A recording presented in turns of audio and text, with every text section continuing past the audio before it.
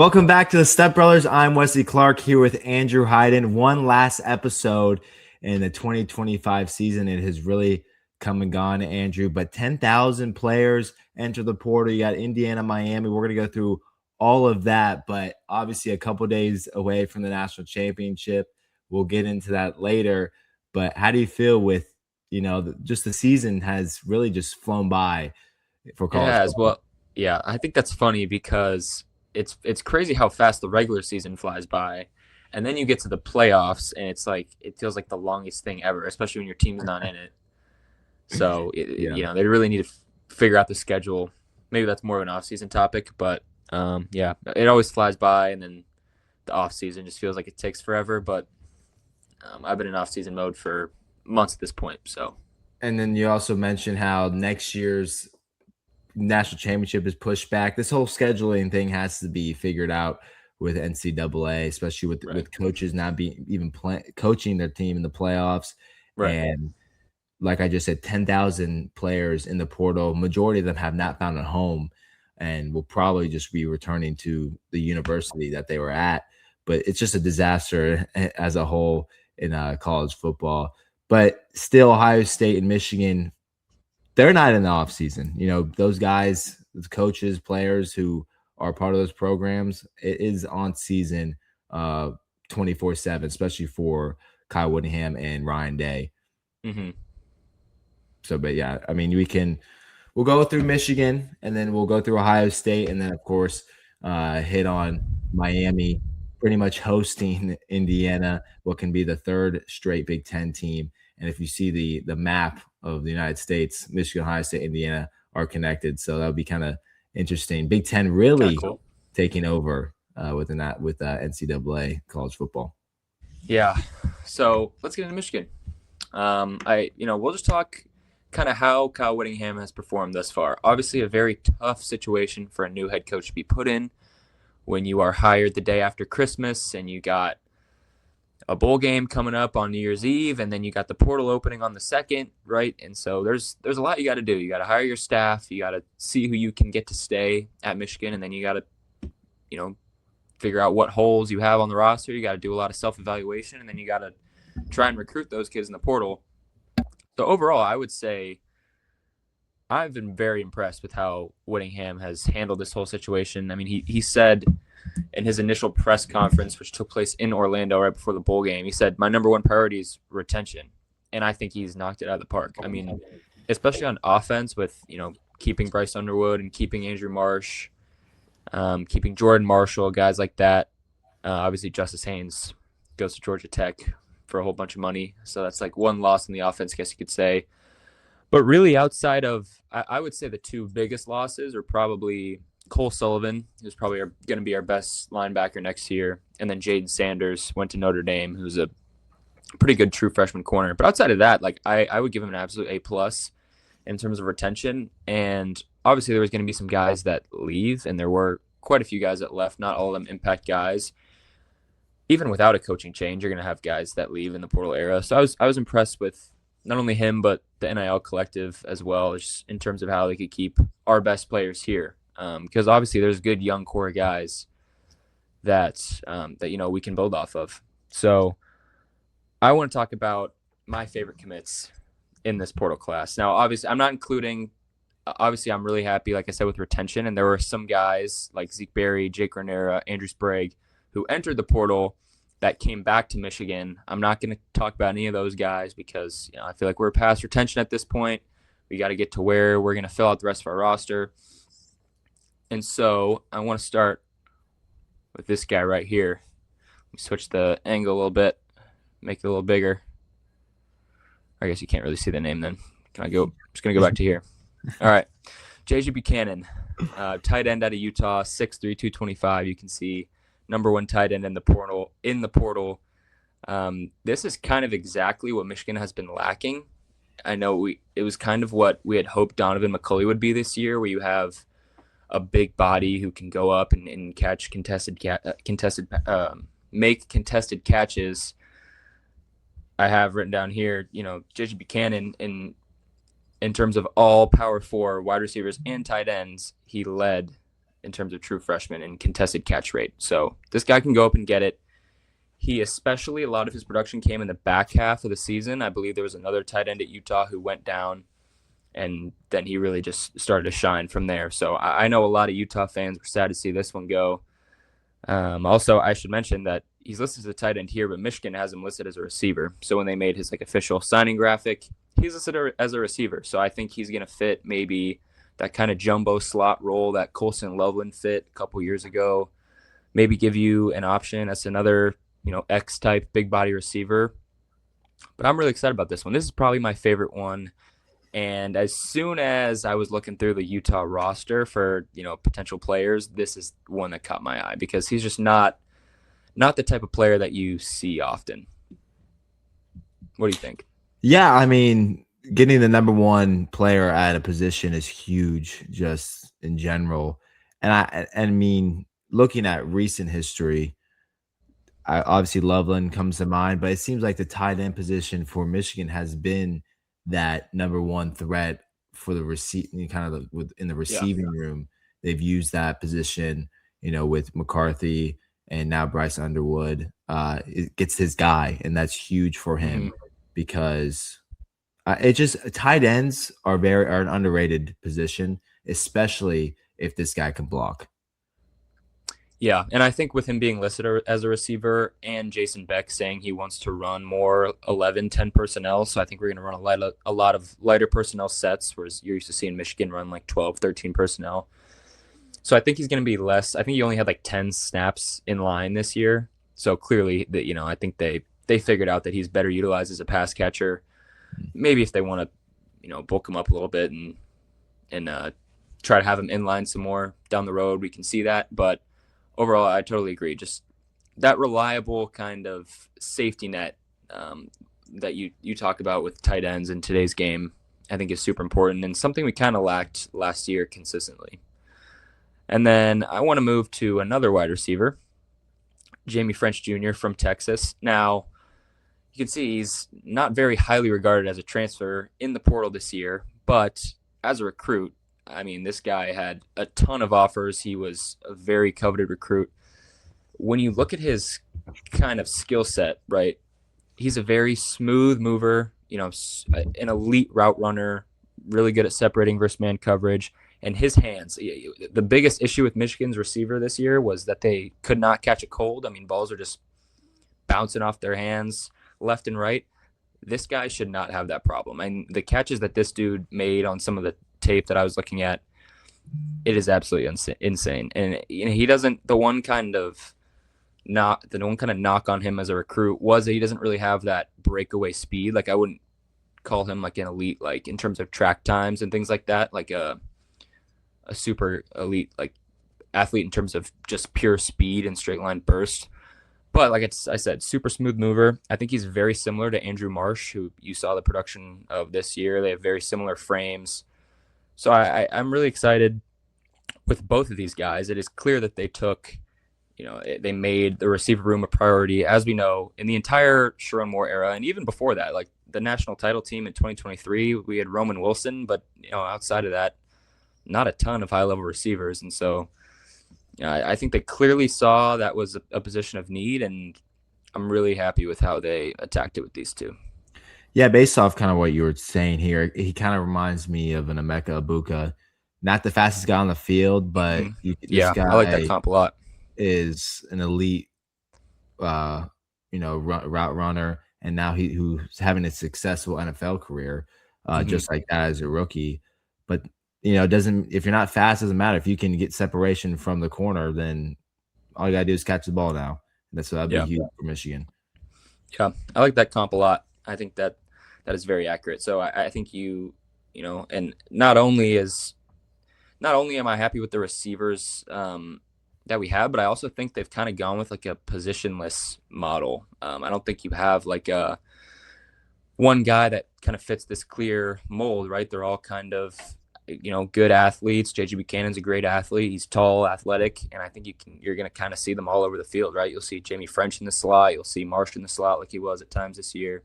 So in terms of talent, this is, the best talent that we've had in the wide receiver room in a long time, I think.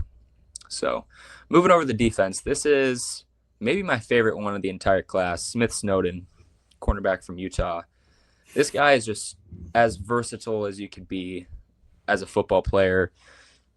He has had snaps this year, a ton of snaps in the slot, which is where I think he fits with Zeke Berry possibly playing nickel, and then Jair Hill obviously as our cornerback one or boundary corner. I think Smith Snowden makes a lot of sense in the slot, but he's had a ton of snaps at the boundary, at nickel, some even at safety. And even he's had some snaps on offense. In 2024, I believe he had a receiving touchdown. This past year, he had like 13 receptions, I think, something like that, a rushing touchdown. So clearly the coaches think of this guy as just an all-around kind of gadget athlete. You can put him wherever you need him, and he's going to perform. And, really, I think the receiver room, not the receiver room, the DB room, the defensive backs room, was a concern earlier in the cycle with the amount of guys that entered the portal. There was apparently something that went on with previous defensive backs coach Lamar Morgan and telling guys maybe to hop in the portal when he found out he wasn't going to be coming back to Michigan. That's neither here nor there. But, I feel like a lot of those guys that did end up coming back to the portal are all young, right? Like a lot of our safeties and defensive backs are young talent, and Smith Snowden kind of brings you that veteran presence. And I think he's going to be familiar with Kyle Whittingham, the staff already, which is super helpful. And then just, kind of that veteran presence. And I think I really like this addition.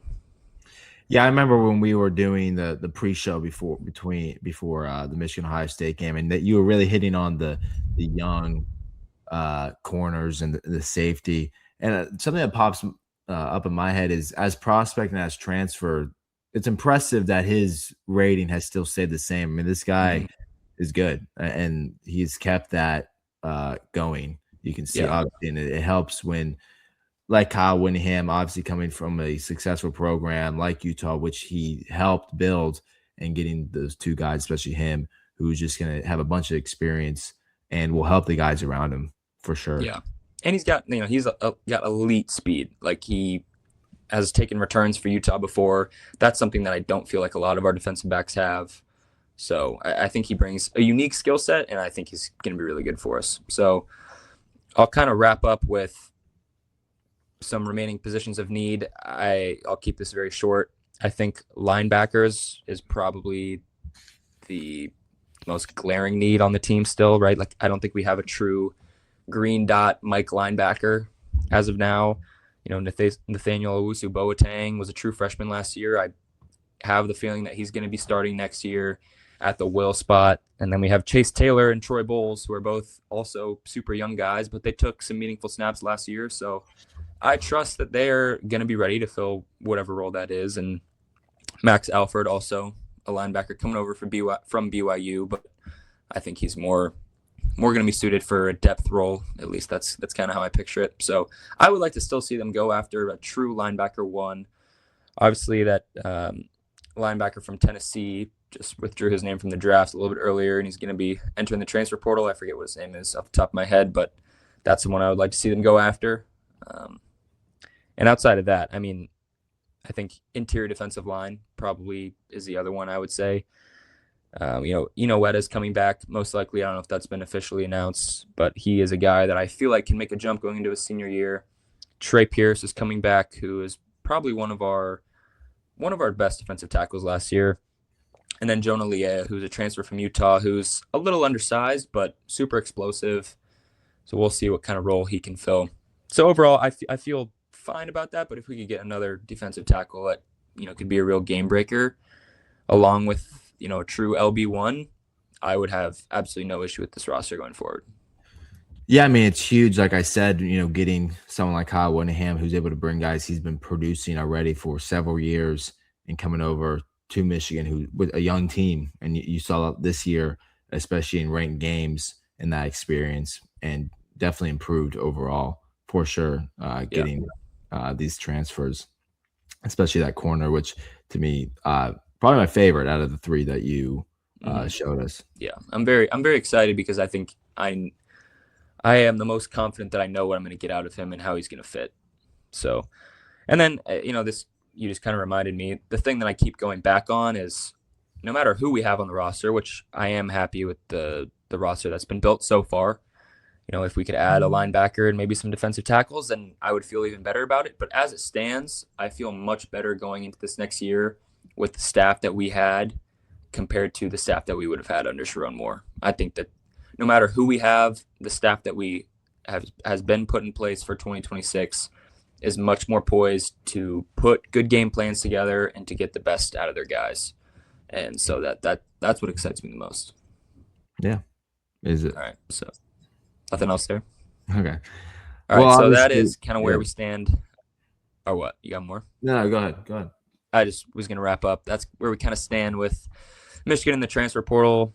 Hopefully by next week, I'm sure we will have kind of a final update whether Michigan adds more guys or the roster kind of settles where it's at. I talked about the positions I think they should add in, so we will see there.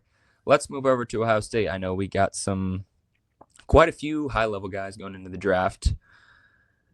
Caleb Downs being the front runner there, so why don't you start off with that? Yeah, Caleb Downs. Obviously, we he has a podcast and Down to Business with his brother, Josh Downs, a wide receiver for the Colts. But when you look at the last couple of years for Ohio State, that defensive side and the draft has been loaded. Jack Sawyer, JT Tuimoloau, those two guys. But now it's like the captain of the defense is finally leaving Ohio State and getting his chance at the NFL to show the world what he can do. Projected top 10 pick. I do stuff. I work for Commanders Radio, and they're big on him, as well as Arvell Reese. But Caleb Downs, that kind of that comparison, the size difference, obviously with Sean Taylor. But Sean Taylor was a huge, safety for the Redskins at the time, and that's kind of what they want. The teams want that speed. They want a guy who can play multiple positions. You saw him at free safety, and at times he was on man-to-man coverage, and they were and on special teams. I mean, we had a 10-year, That's right, streak of not returning a punt return, and he did it against Indiana. And 10 years after Jalen Marshall had a punt return against Indiana, the same year that Ohio State had won the championship. So all-around player. I would say the size to me is the biggest concern, but what he did at Ohio State, winning national championship, and minimal yards when he was in coverage, and maybe one touchdown in his time at Ohio State. It was a phenomenal career.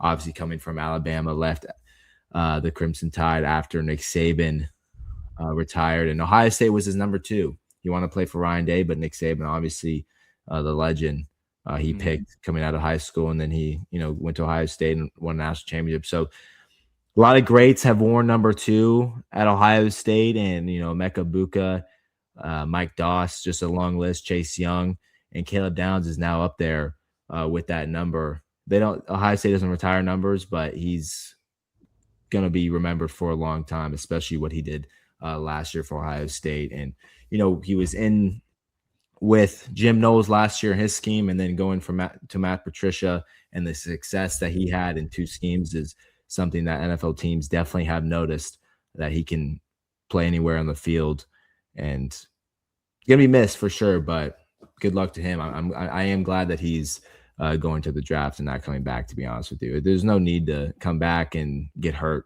when you can go play in the pros. Yeah.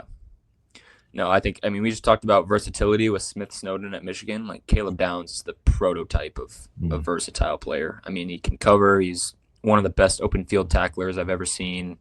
He plays in the box. He's super physical. When I think about like Ohio State players who I dread playing against, Caleb Downs is probably going to go up there all time, just because he's so consistent and he's so good. I think like Chase Young would also be on that list if I'm just going off the top of my head. But yeah, he's really good, and like I think he's proven all he can all he can prove at the college level. He's elite, and he's going to go very highly for a reason. Yeah, I think right now I believe the Commanders are on one mock draft, and he's around like the 7th pick. So we'll see what happens there. Obviously, and then linebacker Arvell Reese, projected top 10 pick. Big. We've been talking about that at work for sure with the Commanders. Mm-hmm. I personally depend if like a team like the Commanders, when you need all help you can get on the defensive side, Arvell Reese, to me, I'm drafting first. The only concern I have with him is he played spy for the majority of the season because of the amount of mobile quarterbacks that they played, especially including Bryce Young. He was on the spy. And when they played Washington, when we played Arch Manning, like it's constantly. So that off-ball defense is something that I guess he proved. So what about that on-ball defense? That's the questions that have been raised with Arvell Reese. And this is something that if you don't know the Ohio State roster, he did not play last year. It was Sonny Styles and Cody Simon in the linebacker position, and then Arvell Reese all of a sudden comes in and takes Simon's position. So the experience, how about that? That's also a question.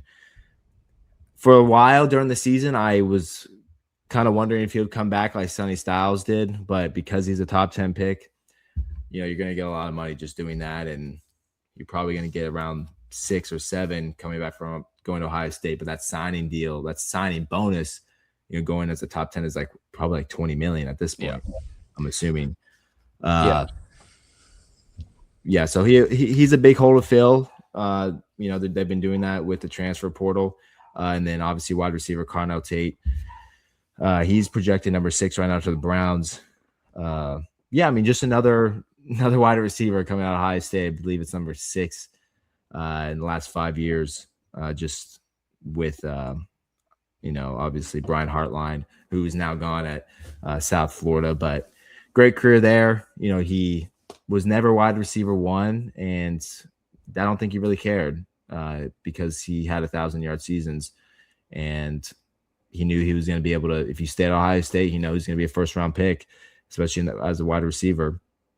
And he'll be missed, but that's another guy I'm glad he's kind of leaving. And the next man up, I wasn't expecting him to stay. He's gonna make a lot of money. Mm-hmm. He did have an injury this year that caused him to get out of 2.5 games, I believe. So that's something that NFL teams have been looking at. But another first rounder, K. McDonald. To me, I'm very excited for him. D tackles don't get a lot of attention. They're not that safety position. They're not that edge. Like Aiden Hutchinson, when he got the hype that he got coming out of Michigan.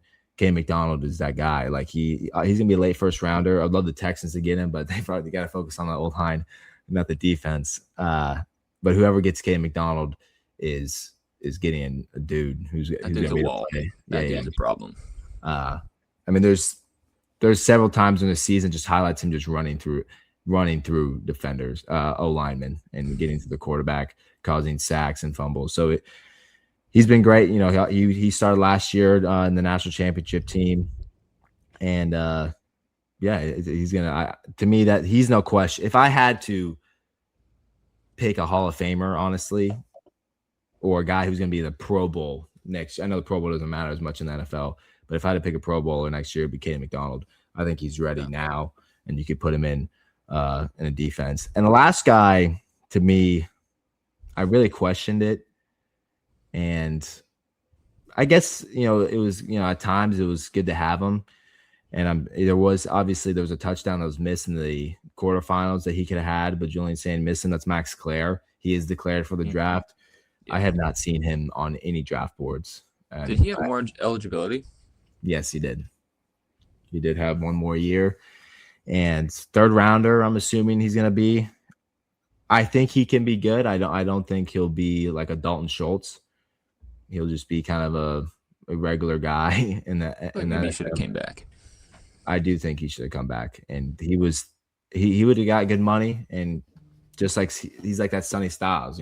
Sonny Styles was a 1st rounder or a 3rd rounder last year, and now he's a 1st rounder. So that's and Max Clare. So these are the guys. All these guys, by the way, these 5 are early entries. So these guys could have come back And I just named Sonny Styles, who doesn't have any more eligibility. So Sonny Styles, Caden Curry, Davidson Igmanosin, who had a much better year, and Will Kazmarek, another tight end.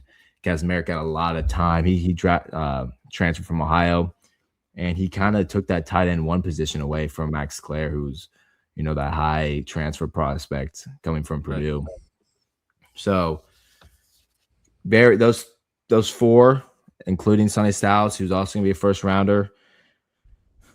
I mean, that's the reason why they won the national championship, and a lot of holes to fill. But we've seen this, especially with these two programs.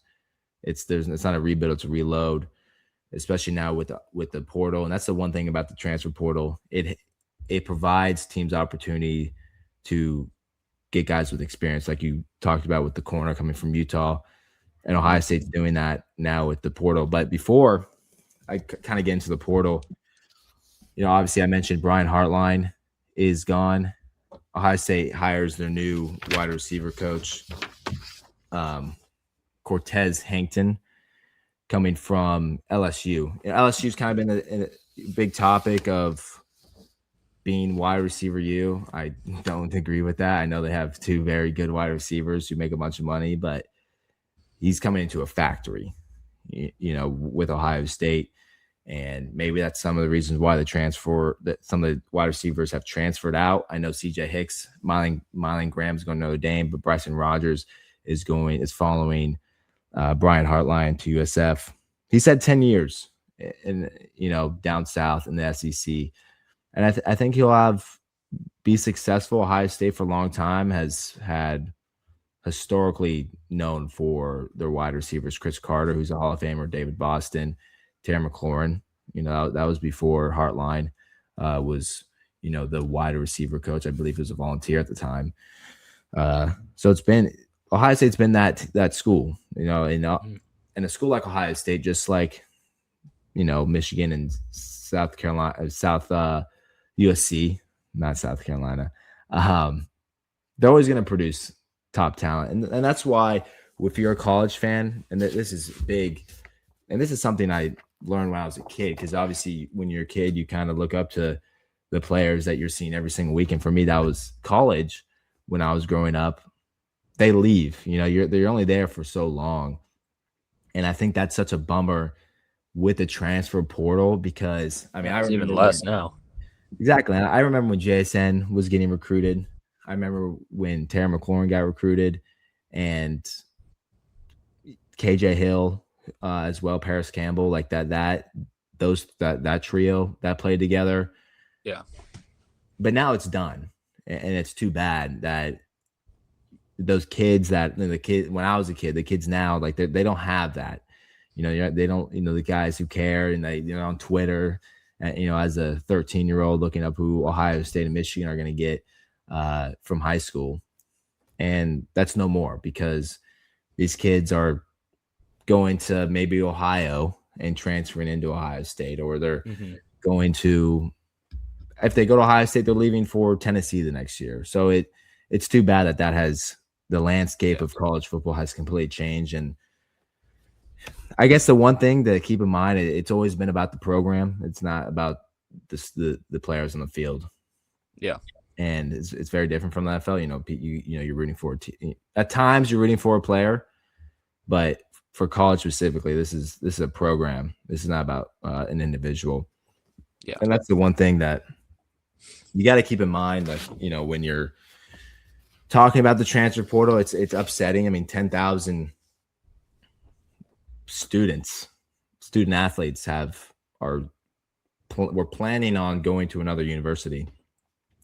I know you transferred from Stony Brook to Wisconsin, Eau Claire, but it's 10,000 students. I mean, that to me is ridiculous, because a lot of this stuff with NIL is money. Yeah, I'll jump in. I saw on Twitter earlier today, like this year, which is much less than it has been in previous years, I think 53% of the players in the portal have found a school for next year.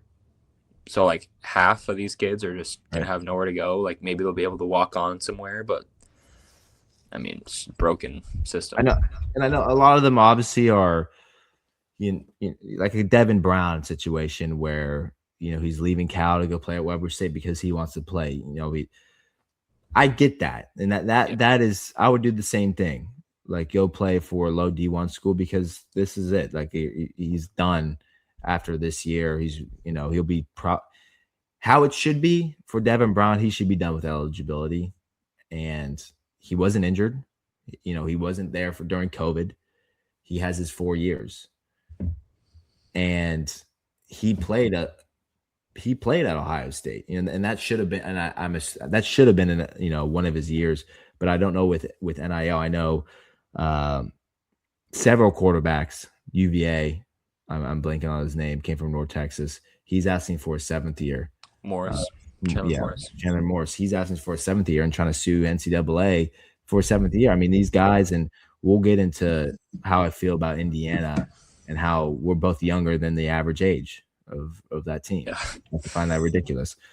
But I'll get into the transfers for Ohio State. It was the beginning, and I'm sure you felt the same way. Like you're seeing all these guys leave, and you're like, we're cooked.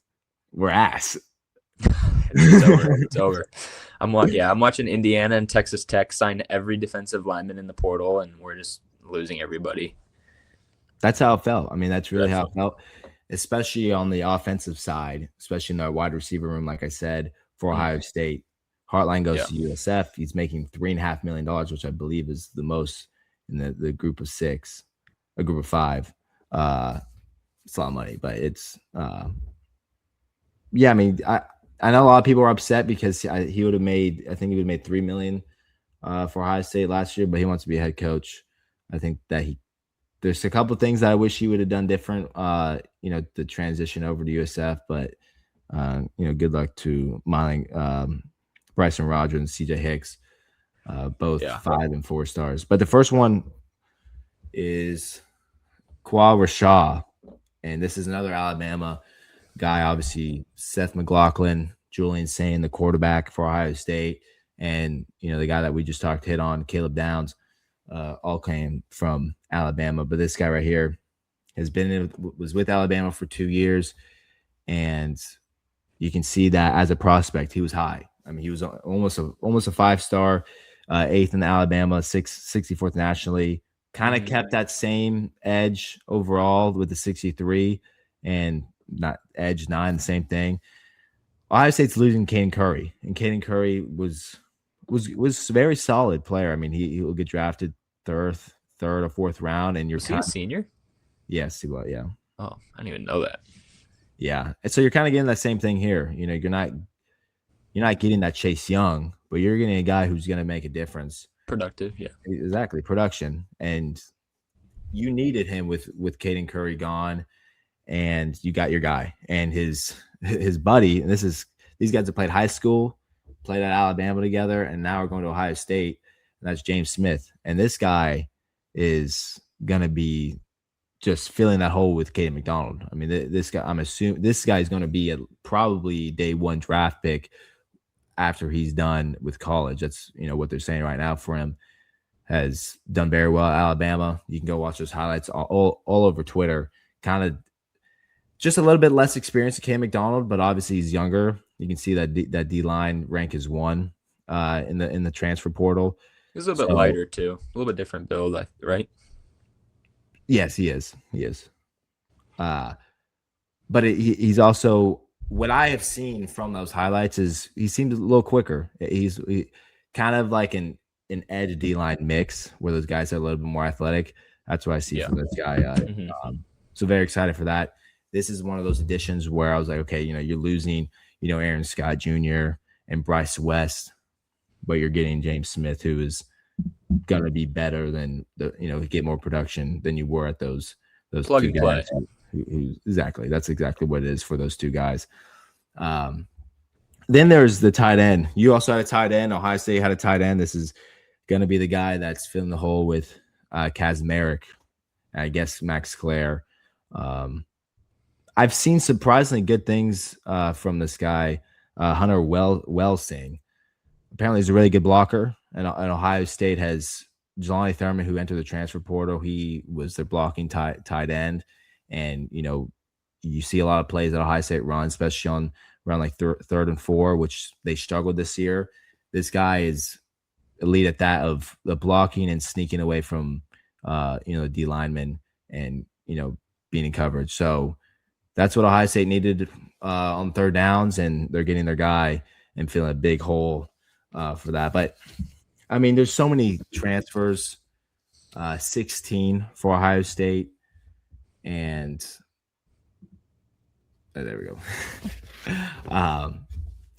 I would probably say that, I guess, when I'm thinking about it, would I rather have the guys who transferred or the transfers? And probably the transfers. And I think that's because of the holes that are being filled, the plug and play, like you said, of losing Cam McDonald.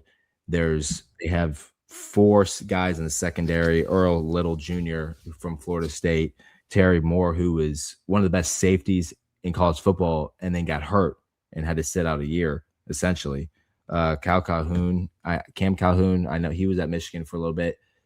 I haven't seen that much on him, as much as Dominic Kelly, the Georgia DB, who's supposed to be solid as well. But those first 2 guys I said are the guys who are going to plug and play as of right now. Yeah, and it's hard to get through all of them, obviously. And what I think is easy to overlook in the portal era is you don't know what young guys are going to take that step, right?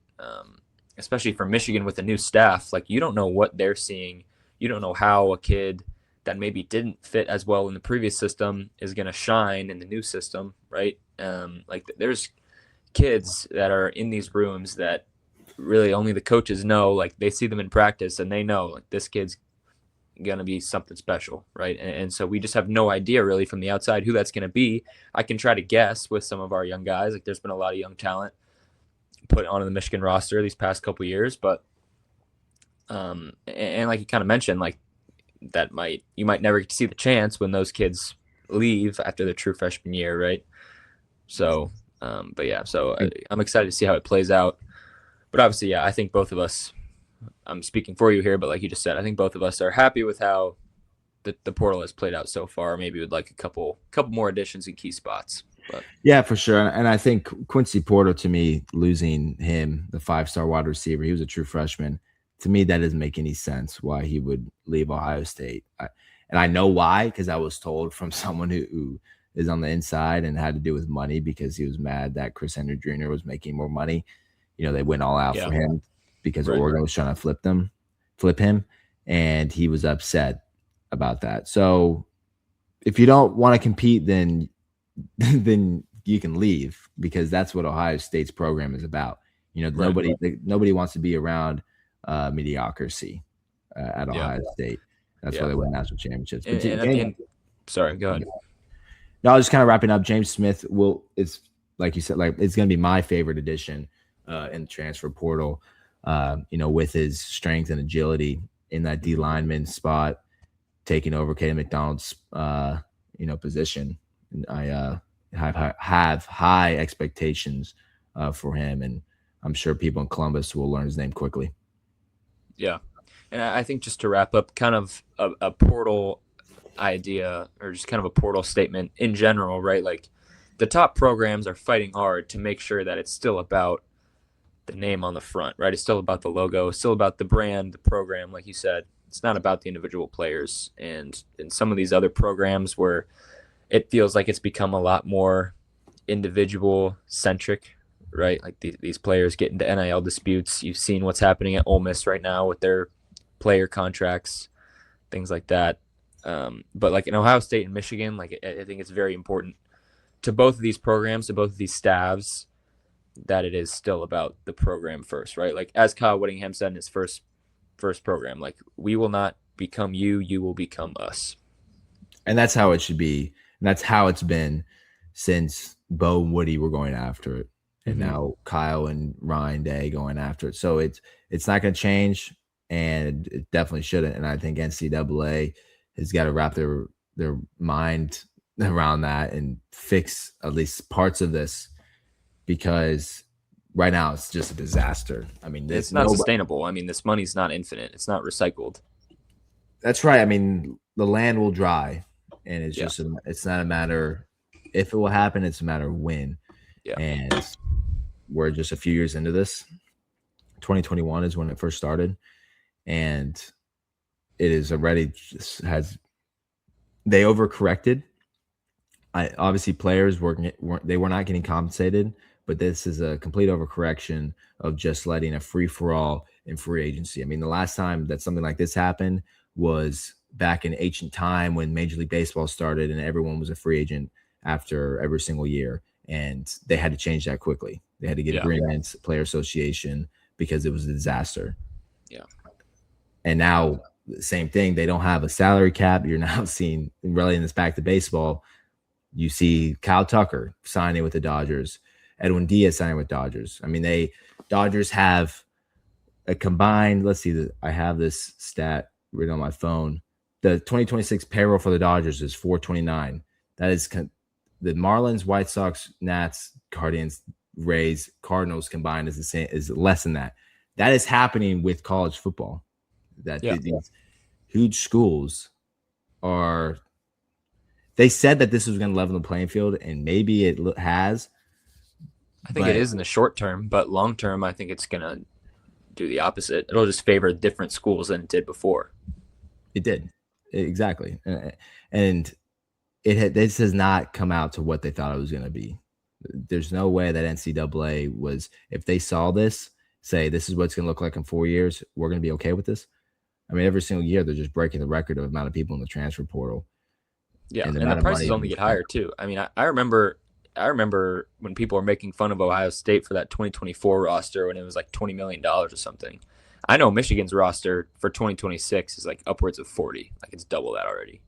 Yeah, I don't know why that narrative was around with Ohio State. I mean, Oregon and Texas had higher roster payrolls, and they beat both of them in the playoff. But some reason, front office sports had to report all out Ohio State's $20 million roster. Okay. Yeah, but it's just unsustainable overall. And this is from two programs who likely, probably not as well as a Texas Tech or a Texas would, but likely would survive are continuing to survive this era, right? Like money is not like a big issue for either one of our programs, but it's just not good for the sport in general. No, I mean, both have won national championships within this era. Yeah. Well, it's not going to be an issue for them. But so the fact that we're both saying this and it's a disaster, it just proves that it's not an unbiasedness. Like if Ohio State and Michigan have fallen off the map and we're saying it, then we might have a little biasness. But they're both national championships with multi-million-dollar rosters. Mm-hmm. Nobody wants this. I mean, how many people, if you're not a player and you're not a family member benefiting from the cash going into your pocket, I've never met somebody in the industry that has agreed with how NCAA has handled this. Right. No. So the last transfer for Ohio State, Connor Hawkins. Big one. That's for last, the kicker from Baylor. He has hit several 50-yarders. Ohio State struggled with 27-yarders, and now we're getting a 50-yarder. We haven't hit a 50-yarder since, I think it was 2021 at Northwestern. So it has been a while. I think it was maybe 2022, but nonetheless, it has been a while for Ohio State in the kicking. Big time. Jaden Fielding did get an extra year, but he is either being cut or he's leaving. So or he's just retiring. It doesn't matter. He's not fight. Maybe he just will fight for the job. I don't think I highly doubt he'll be on the roster. They'll probably cut him. Really? No. Yeah. Well. Yeah. I think they'll cut him. Well, yeah, that's tough. But I mean, I think it was kind of a no-brainer. I mean, if Ryan Day kept Jaden Fielding around, that just would have been malpractice at this point. Now malpractice, and there's a lot of hate in a town like Columbus around the football team. He did get death threats, which is wrong. Obviously, that's a problem because it is a football. It's football. There's no football without life. So I don't understand why there's a comparison. It just doesn't. I've never understand that because I have coworkers who receive death threats of the takes that they have, and it's shocking. what people say about them. And I mean, I'm not even going to go into it because it's just terrible to see. And Yeah. Your life is online. You at least you feel that way.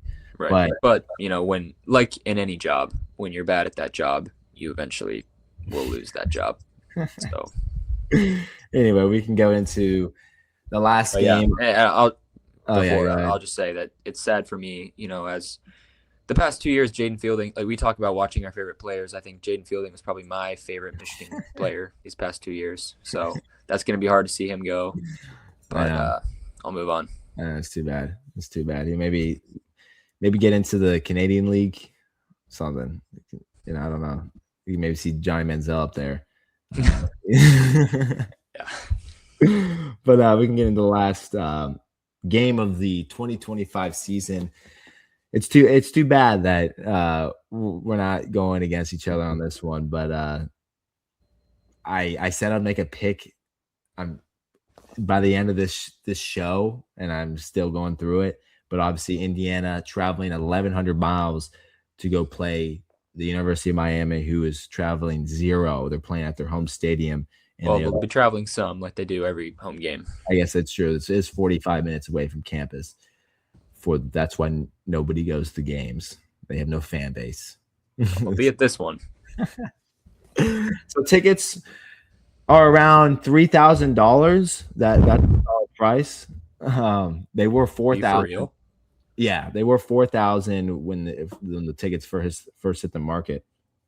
But yeah, those Indiana. I mean, that semifinal that we just watched with Indiana. I mean, that was all red when they were playing Oregon. Obviously, it's a long way from Eugene, but this is a once in a lifetime opportunity for these people. So they're going to spend their cash going to this. But obviously, we've talked about the age of transfers and what that kind of looks like, the experience, how that gets you. I know Ohio State has from 2024 to 2025, going to be 2026. It will be the oldest roster they have in that span because of you got to have it. You got to have the experience to get the national championship. You saw last year, obviously, with Ohio State, Michigan, they had, that was loaded with seniors. Mm-hmm. And that's loaded. Same thing with at least Indiana and Carson Beck, the quarterback of Miami, who is the 6th year. So I have my opinion on it, and I absolutely hate it. There's no reason why Carson Beck should still be playing football. I mean, C.J. Stroud just played his 48th NFL game, and they were in the same class. And he's about to be 2 games away from the Super Bowl, and this guy's playing college football. So I don't know. What are your thoughts on the age? Well, yeah, I mean, I kind of agree, but also I think just in these next coming years, you'll see less people will have COVID years. So I think you'll see less of like the 6th and 7th year guys. Like you'll still see 5th years with redshirting, obviously, but that's always been a thing. And I know I think they just voted to have like increase the red amount of games. Do you see this? Like, yes, 9. Yeah, you can play 9 games in redshirt, which is kind of crazy. I mean, at that point, just go to 5 years of eligibility, like for everybody. Yep. But yeah, it is a little ridiculous. But I mean, like you said, I mean, the best teams have the most experience, so you're handcuffing yourself if you don't. Exactly. I mean, that's what Kirk Zanetti has done. That's one of the reasons why he is successful. I think he's a great coach. I think putting him in the category of Nick Saban is preposterous, and people do that, and they're doing that, and that's going to one national championship. I mean, congratulations. That's awesome. I mean, how does that put you against a guy who won 7? And how many national championships did Nick Saban go to? Probably 10? More than that, yeah. I mean, he didn't win every single one. Him and Alabama and Clemson are going back to back for like 4 years. Yeah. So there's no compare. I mean, I wouldn't even put him near Urban Meyer, who won 3, and I think went to 5. Like you go to one championship, like that's awesome. Yeah, we'll stay on course here with the game. So give me as someone who is a fan of a team who lost to both of these teams this season. Why don't you tell me a little bit about what you think are the biggest strengths of each team? Let's start there. Well, when I watch Indiana and I see Oregon give up 50 points, I question. I did question like how the defense of Oregon sucks. I mean, they did give up 7 points to JMU. I don't care that second stringers weren't in there because your first team still gave up probably 15 of those. I think Fernando Mendoza is fantastic in the red zone. And I think his pylon throws, back shoulder, is probably the best in college football. And that was one of the reasons why they're so successful this year. They don't snap the ball a ton, a little bit more than Ohio State did. And Ohio State was very slow to the point where it pissed me off. They can control the game. Indiana can. Miami can't do that. They're unable to control the game.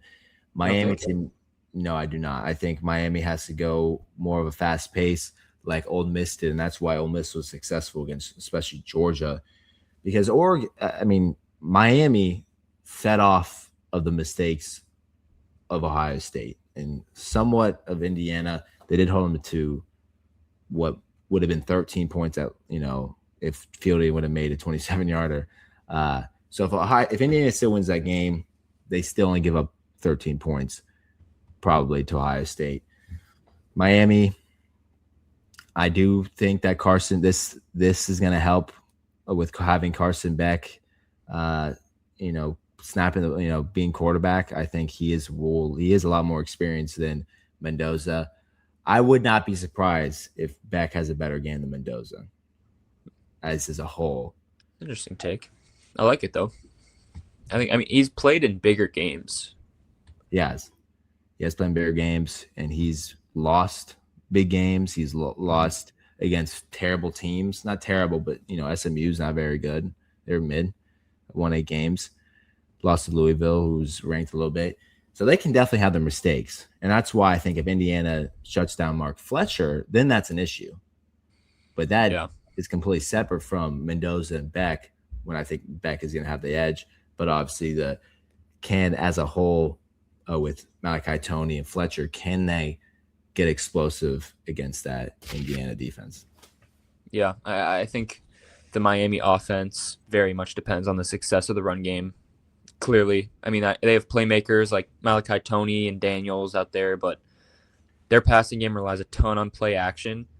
And, right, like Carson Beck hasn't shown to be the best when you just ask him to drop back in the pocket and make a full field read 35 times a game, right? Like he's shown he can be turnover prone.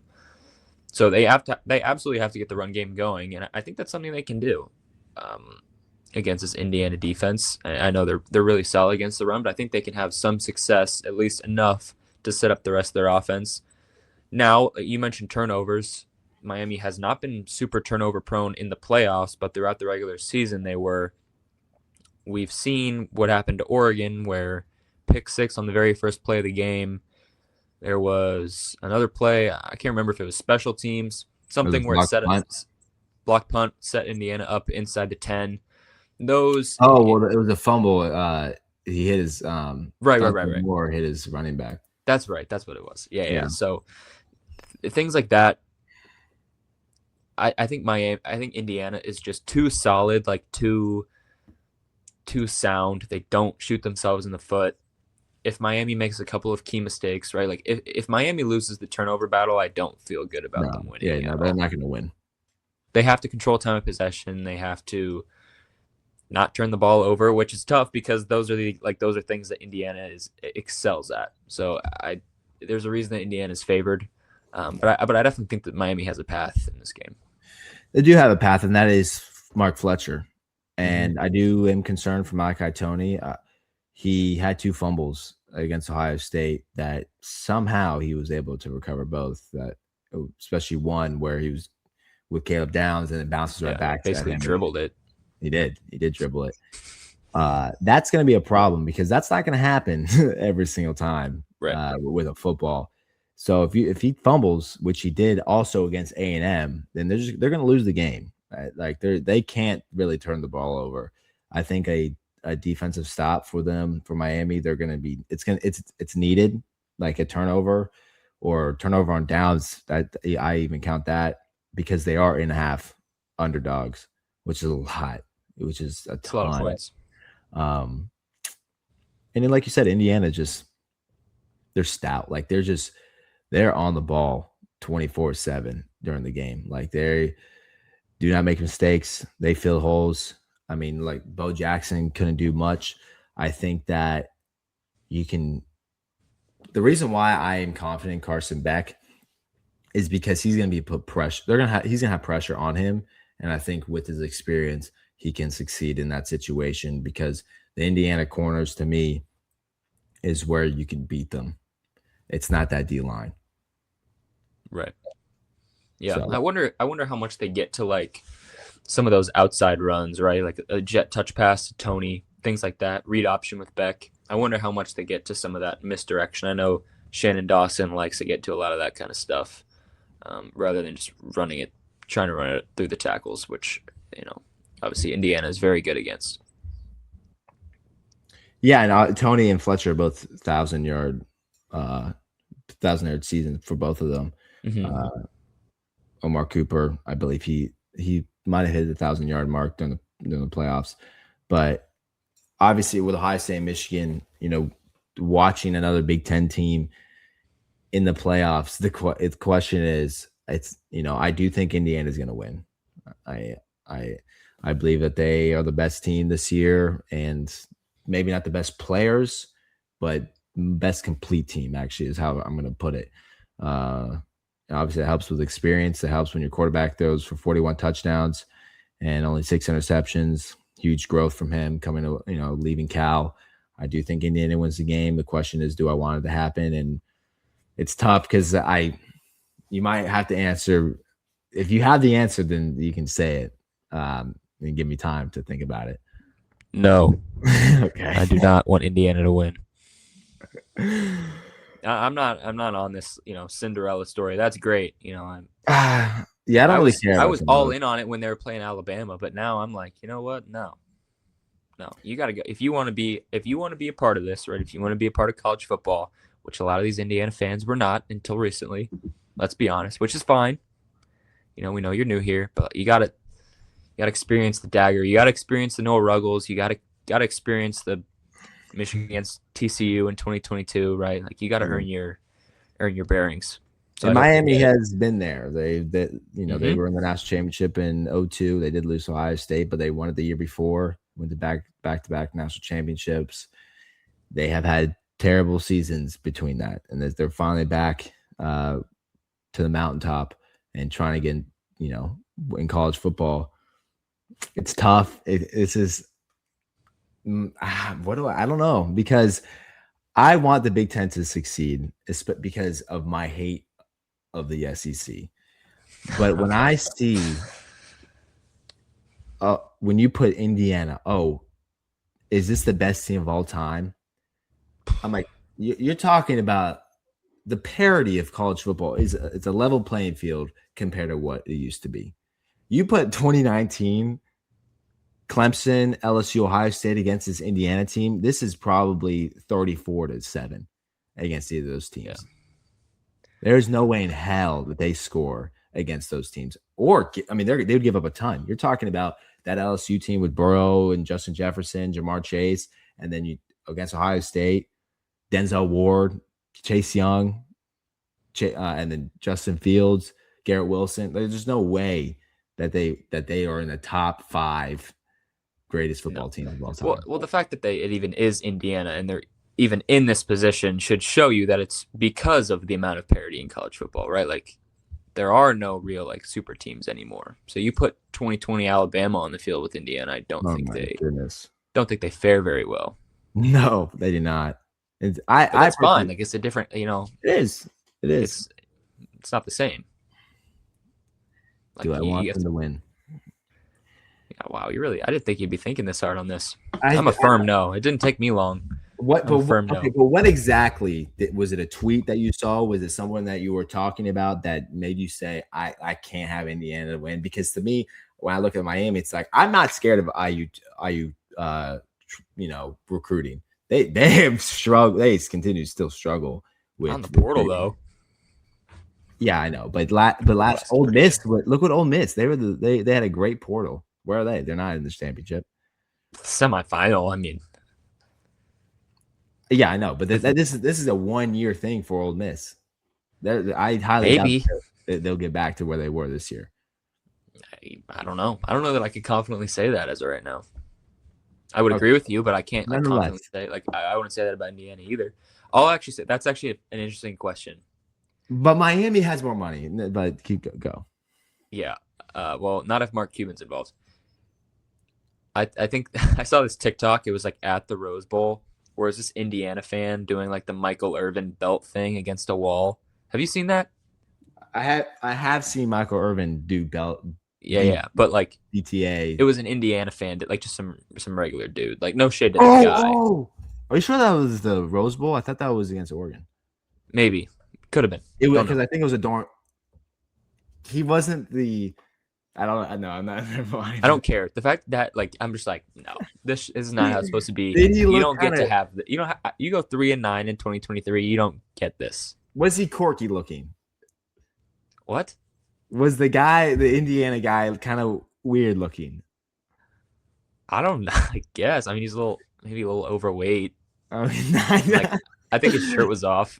okay, I didn't see this. I saw something Maybe against I'm remembering Oregon. it wrong though. I think I saw a completely different video where this guy, he was super nerdy, and he's Maybe on could a have been. concrete wall. He had glasses on, and Yes, yes, it is the same. I Maybe he don't know if wasn't he had overweight. I don't think he had a shirt. I thought he had a shirt on. I don't know. Doesn't matter. Either I way, can. that kind of made me like, and I'm not trying to hate on the fan base. Like that's sick. Like absolutely, you should support your team, and I don't blame you for not being there through 3-9. But like, it's just a little. I don't feel good about it. The fact that you can just like, you know, go from three and I nine to haven't. being in the playoffs, and then the very next year you're in the Natty. Are you raising your I hand? have my yeah, because I have come to a conclusion. That's good. Let's hear it. I will be rooting for Miami Good. because Good. to be honest with you, I like the Big Ten, and that does fuel my hate with the SEC. I'm just glad that they showed love to schools like Iowa and schools like Illinois that had a really good year. They've had 2 really good back-to-back years. They had no love from the AP top 25, which is just a disaster. Whoever votes for that should just be banned, including Reese Davis from a booth. But at the same time, Ohio State, and you probably feel the same way. They're on their own island with Ohio State. Like I am on my own island with the rest of the fan base, with the rest of the 11 million fans and the football program. We don't care about anyone else because we're not Kentucky or Arkansas rooting for, or in Lane Kiffin rooting for the SEC team because we're a homer of a conference. And that's why I'll be rooting for Miami. Yeah, I would not consider myself a conference fan at all, really. I'm a Michigan fan. I don't really care about the conference, but I do care about Big Ten winning the bowl games against the SEC, especially. Yeah. I will root for that's them. cool. I'm probably just not as big on it as you are, but I'll say, and I'm not like I don't call myself an Indiana hater. Like earlier this year, when people were saying like they shouldn't be ranked as high, right? Like after the Penn State game, I was openly saying like, no, I think they should. Like every team has close games. Like when Georgia plays Georgia Tech, super close, it's fine. But then Indiana can have a close game. Like I don't agree with that. But now that they've gotten to this point, they're no longer the underdog, really. Like now they are the buzzsaw. And so I'm rooting for the team that a lot of people thought shouldn't have been in the field in the first place, the last at-large team. That's who I want to win. But like you said, let's give actual predictions because I would not predict Miami to win objectively. Yeah, I can see them shutting down Mark Fletcher, Malachi Tony. To me, especially Malachi Tony, actually, I can really see him struggle. He's a true freshman, and he has struggled in,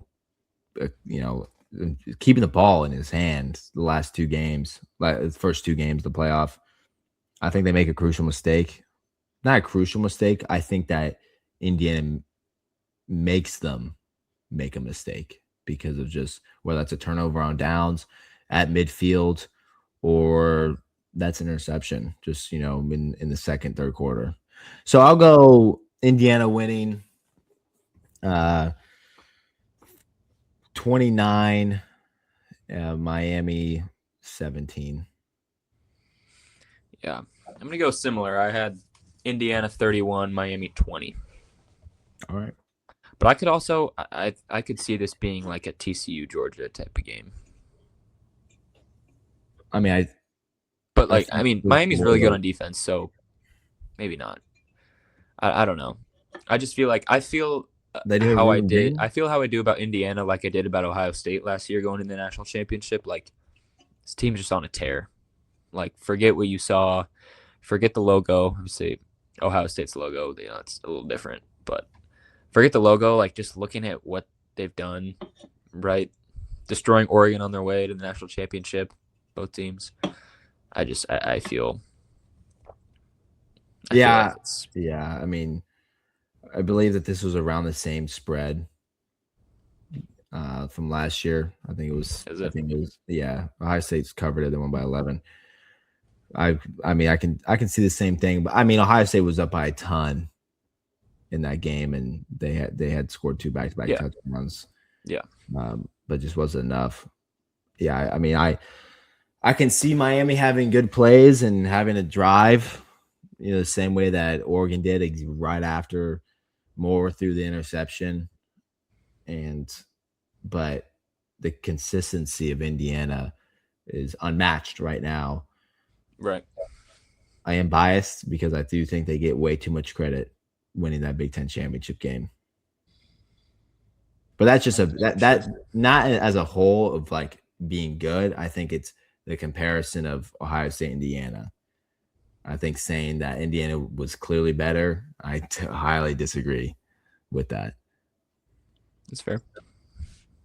So all right. We both want Miami. We both think Indiana will win. Probably. I mean, 1 versus 10. Indiana is traveling. I don't think that's going to matter because I do think Indiana fans. Yeah, we didn't even talk about that. But what do you think about like the home field advantage? I think it's just luck. There's nothing that you can do there. I mean, right. But do you think it plays a factor at all? I think it gives them 3. I think no, I don't. I think it gives them the opportunity to kick for a field goal. I feel like it could be 3 points. Yeah, I feel like this is not going to seem like crowd-wise. I don't think this is going to seem like a Miami home game. I think it's actually going to look more like 50-50 based on what I saw in – wasn't the Fiesta Bowl. That was the Peach Bowl. Peach Bowl. Like based on how I saw Indiana fans traveling, that on top of the fact that it's like not really near Miami's campus, right? Like it's not going to – I don't feel like there's going to be a lot of students there on a Monday night. Maybe there will. I mean, I'm sure Bella Danger will be there. But yeah, so I feel like I'm sure she will. I feel like just the atmosphere, right? Like the fact that you won't see as many like just Miami logos everywhere. I feel like it'll just feel like less of a home game than it would. Yes, to me, it will feel like a national championship and not Miami at home. Like I would 100% agree with that, and that is a byproduct of Miami not having that many fans. And it's also a byproduct of Miami not really having a home stadium to begin with. Yeah. I mean, I thought Ohio State, when they played Georgia in Atlanta, that was definitely a disadvantage. Yeah. And they played Texas last year in the Cotton Bowl, and they traveled well, but they still wasn't 50-50 because it's right in the backyard. Yeah. This is the situation I agree with how Indiana traveled. And Miami's lack of fans. Maybe like 55-45 Miami. Something like that. Sure. Would you spend the money to go to this game if Michigan was in it? I'm trying to look at the tickets here. I'm going to say 1 ticket, lowest right now on Vivid Seats, $3,800. Spend what money on that? If Michigan was in the national championship. Yeah. No, I know. What money would I? How would I be paying for it? No, I would not be going. I would love to. I would absolutely go. Like, I would love to go to the Rose Bowl again, or like a semifinal game, something like that. But like, dude, that's insane. Yeah, it wasn't that last year. It was last year. I was about 4 hours away from the championship, and it was 1,400, which is still a lot when you're in college. It's a ton. Yeah. So I'll go. I'll watch it on TV for free, or whatever YouTube TV costs, and then I'll go to Chipotle at halftime, spend $15 there. That'll be my expenses. That's what I'll probably do too. I'll just relax and watch football. Last game, I'm definitely gonna miss college football, but it sucks when your team isn't playing. This is way better. I mean, the regular season is way better than this. I'd rather be playing Akron this week than college football be going on. Yeah, there's something about like college football Saturday too. The fact it's on a Monday, and the fact that it just loses so much juice. Like when you have this much time in between playoff games, and the fact that the regular season was so long ago. You know what I mean? Oh yeah. The Saturdays when you like wake up and you have your breakfast, you're about to eat lunch, and the game at 12:00. There's a big 12:15 is coming on with Gus Johnson, Joe Klatt, not Big Nin. They're always 15 minutes late, and watching whatever it is, Michigan or Ohio State playing. It's fun for sure, but we'll have to wait a while for that. But at least we get one more game, and then we'll have to wait for a full while. off season. But for me, this is the most excited I've been for an off season, maybe ever. Just with the things that are going on in Michigan right now. So that'll probably make it feel even longer of an off season, but I'm very excited for next year. So yeah. Well, there's also NFL football for you guys that you go watch. You're not a big NFL guy. I'm not. I mean, I'll watch the playoffs, of course, but yeah, not the same thing. Yeah, the Vikings aren't in it. I'm sorry. Maybe next year. That's okay. Not really a Vikings fan, but yeah, support JJ always. Yeah. All right. We'll obviously go follow us on Twitter, both of us on Instagram. Let us know who you have winning the national championship. Who do you want, and who do you think is going to win? Obviously, both of us on the same plane with wanting Miami, but thinking Indiana is going to win. So that would make it 3 Big Ten champions in a row. But obviously, thank you for watching. Andrew, anything to cap off our 2025 season? Like and subscribe. Follow us down there at the handles you see on the ticker below. Go Blue. Go wait. See you guys.